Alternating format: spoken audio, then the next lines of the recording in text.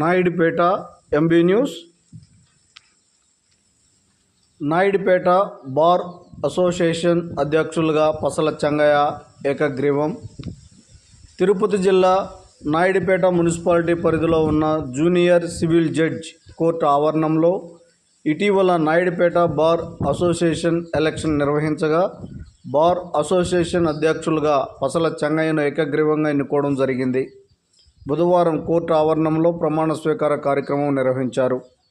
పసల చెంగయ్యను committee సభ్యులను అందరిని శాలువాలతో సత్కరించారు.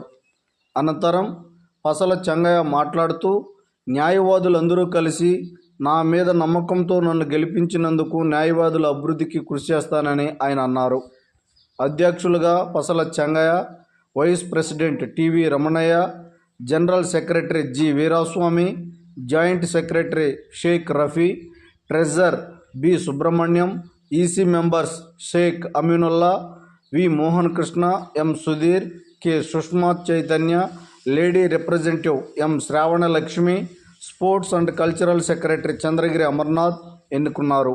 ఈ కార్యక్రమంలో సీనియర్ న్యాయవాదులు పార్థసారథరెడ్డి, సోమశేఖర్, పసల గంగాప్రసాద్, హరినాథ్ రెడ్డి, ఆశా చెంచుకృష్ణయ్య మరియు జూనియర్ న్యాయవాదులు పాల్గొన్నారు.